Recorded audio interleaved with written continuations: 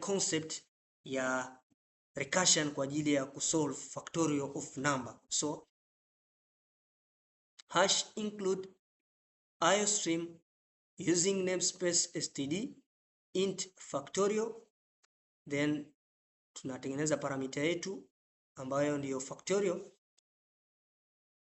int num. Tukifungua mabano kama kawaida, tulisema recursion yetu inakuwa na base case na recursive case, ambapo base case yetu inakuwa ni if block na recursive case inakuwa ni else block. Kwa hiyo hii ni syntax if block na else block. So tutakuwa na if num, ikiwa num ni sawa na 1 to return 1, then else return num times factorial of num minus 1, then tunafunga mabano int main cout factorial of 5 end line return 0. So labda tuelezee program yetu ina calculate vipi factorial ya 5 kwa kuangalia concept ya recursion. Na recursion tulisema ni kwamba ni ile technique au tabia ya kucall function itself. Tuna call function ndani ya function. Kwa mfano hapa tumecall factorial ndani ya function ambayo ni factorial. Mabano haya manake function hii ipo ndani ya function hii. So concept ya recursion tumetumia kwa ajili ya kutafuta factorial of number. Na tukianza kwenye compilation, baadaye ndo tunakuja kwenye running. Compilation itasoma program yote, lakini kwenye running tutaanzia kwenye main function. Kwa main function tutatafuta cout factorial ya 5. Kwa tutacall function ambayo ni factorial. Tukicall function ambayo ni factorial, tutaput 5 kwenye parameter yetu ambayo ni num. Kwa hiyo tutaput 5 kama kawaida, then inachekiwa, je, hiyo namba ni sawa na 1? Sio kweli. Kwa hiyo tutakuja chini hapa, itachukua ni 5 times factorial of 5 minus 1. Kwa hiyo itakuwa ni 5 times factorial of 5 minus 1 itakuwa ni 4. Kwa hiyo itakuwa ni 5 times factorial of 4. Labda tuweke mfano mzuri ambao tutakuwa natuonesha.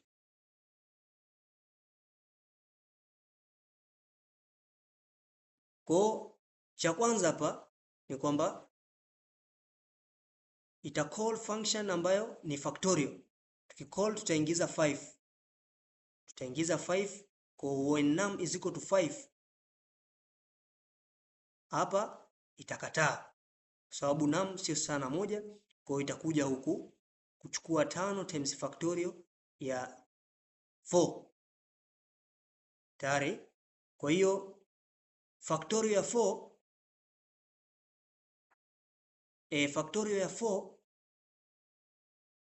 haijulikani. Kwa hiyo tutacall function ambayo ni factorial. Tarudi tena juu na kuput 4. Kwa num yetu kwa sasa itakuwa ni ngapi? 4. Num yetu itakuwa ni 4. Kwa hiyo itakataa hapa kwenye if block kwa sababu 4 si sana 1. Kwa hiyo itakuja tena kuchukua 4 times factorial of 4 minus 1 ambayo ni 4 times factorial of 3.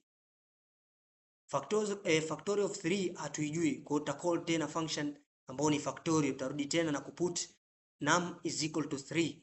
Kwa num yetu itakuwa ni 3. Kwa tukija hapa itakataa, sio sana 1.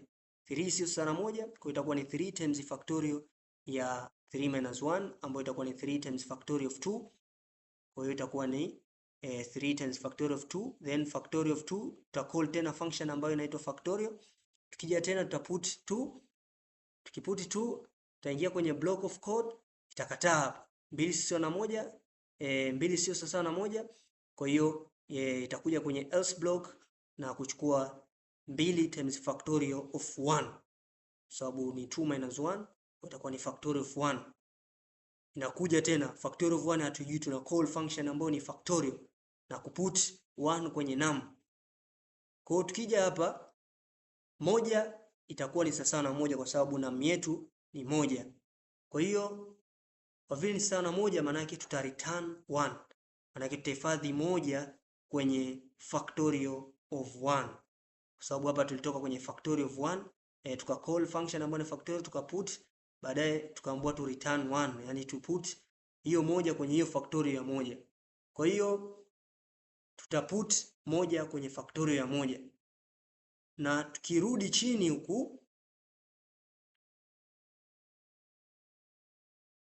chini huku, ni kwamba nikitaka factorial ya mbili, maana yake nichukue ni 2 times factorial of 1. Factorial of 1 ni moja, kwa itakuwa ni 2 times 1 itakuwa ni 2.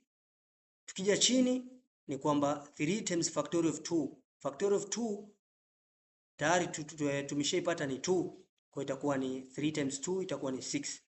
Baadaye tutarudi tena huko. Nikitaka factorial of 4, maana yake ni 4 times factorial of 3. Factorial of 3 is 6, kwa itakuwa ni 6 times 4 is equal to 24. Kwa nikitaka factorial ya 5 ni 5 times factorial ya 4. Factorial of 4 tayari nisha calculate ni 24 na kupata 120. Na jawabu ambalo limepatikana factorial ya 5. Factorial ya 5 itakuwa displayed hapa kwenye main function. Itakuwa displayed kwa sababu kwenye main function tuna see out only factorial of 5 na sio factorial nyingine yote. Kwa program hii imeapply concept ya recursion. Tumeona kwamba tulicall function ya factorial kwenye function ya factorial. Kwa tumecall function itself kwenye function. So ili kuelewa hii programu hii ilikuwa inaendaje, ni kwamba tulikuwa na box ambalo lilikuwa named 5. Assume kwamba ulikuwa na box ambalo lilikuwa named 5. Ndio hii factorial 5. Kaambua uangalie value ambayo ipo ndani ya box ambayo ilikuwa named 5, ambayo ni factorial ya 5.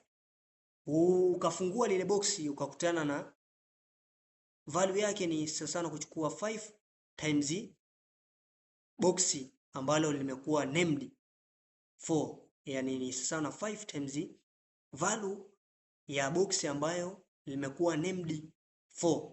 Kwa hiyo utaenda kwenye box ambalo limekuwa named 4.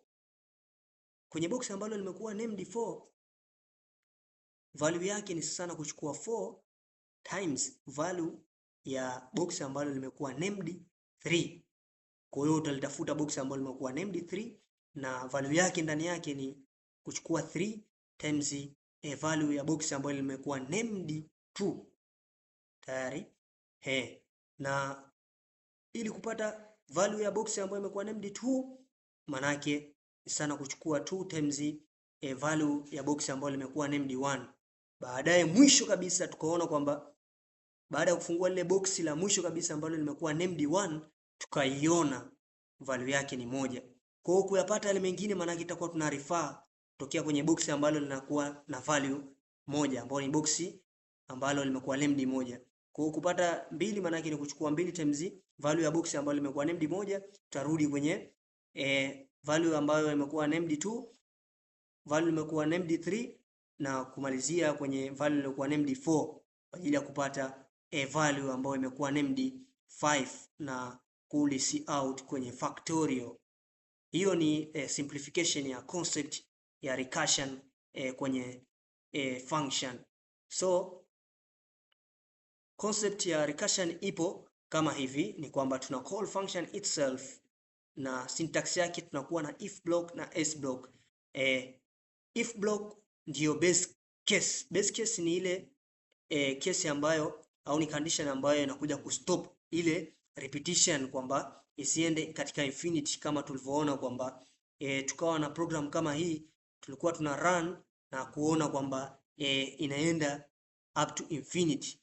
Lakini tukiwa na recursion, tukiwa na base case kwenye recursion, itazuia program yako iende kwenye infinity na kukupa jawabu ambalo unalihitaji. So let us compile and run program ili tuone kwamba ni kweli program yetu ita calculate factorial of 5 kweli. So let us compile and run a program. So it is true. The factorial of 5 is equal to 120. Factorial of 5 is equal to 120. Kikalculate factorial of 5 ni 120. Na program ni kama tulivyoelezea. So labda tuangalie kwamba ikiwa tutabadilisha hapa tukiweka 50, kitu gani kitatokezea? Ni kwamba let us compile run, na concept fulani nataka tuongezea, italeta sifuri. Kwa sababu gani? Kwa sababu gani? Ili kupata factorial ya 50 maana yake tuchukue 50 times 49, maana yake uje 48, 47, 46 mpaka ufikia moja. Kwa value ni kubwa sana na jawabu litakuwa ni kubwa sana. Kwa hiyo tunakuwa na keyword ambayo itatumika kwa ajili ya ambapo ikiwa value ni kubwa sana, tunakuwa na keyword ambayo inaitwa unsigned long. Ukiwa na value kubwa sana, pendelea kutumia hii unsigned long. Hii itakupa jawabu sahihi ambalo ni factorial ya any number ambayo unahitaji ni inakuwa na value kubwa. Pia hata kama value ni ndogo, labda ukaweka ukitaka kutafuta factorial labda ya 3, pia itakupa, yani hii inakuwa ina work same zote, itakuwa ni 6 sababu itakuwa ni 3 times 2 times 1. Kwa hiyo itakuwa ni 3 times 2 is equal to 6, 6 times 1 is equal to 6. Kwa hiyo hii ni keyword ambayo inatumika kwa ajili ya value kubwa. So factorial kupitia concept ya recursion imemalizikia kama hivyo. So please subscribe my channel for more improved and developed video, and comment, like, share my YouTube channel.